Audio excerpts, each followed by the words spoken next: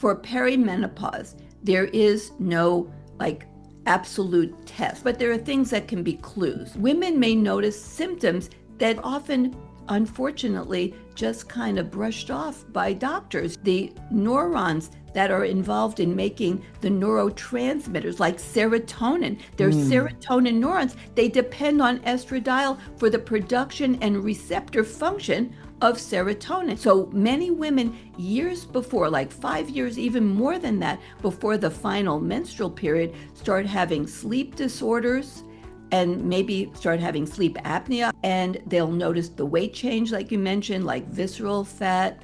They'll sometimes start having vaginal dryness or overactive bladder or incontinence symptoms, and they notice skin wrinkling because a lot of collagen is lost all over the body, in joints, in bone. Blood pressure can start rising. Cholesterol goes up. That enzyme is modulated by estradiol. So you definitely want to get high-end lipid profile. I like to get the apolipoproteins, A1 and B. So many women will develop low thyroid, hypothyroidism, when they are transitioning into menopause. And then many women will develop Hashimoto's as well, because when you don't have enough estradiol, the gut microbiome shifts to a dysbiotic state. We want to test inflammatory markers, high sensitivity C-reactive protein. We want to test homocysteine, and I like to test ADMA, which is a surrogate marker for nitric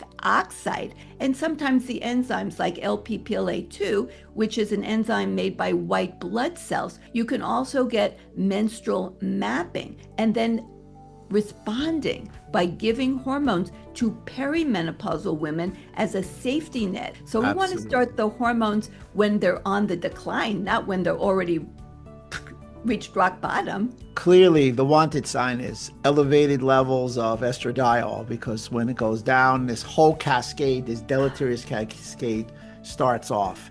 Interesting. You definitely signaled and emphasized the idea that the body's all interconnected. One thing goes, it's a chain of events, those dominoes all fall. I agree with you. That's, for me, one of the tenets of the idea that we talk about in functional medicine. And functional medicine, to me, is not root cause resolution or just root cause or root causes. It's this whole idea of linking the chains and using more of a liquefied thinking and understanding as opposed to just being crystallized.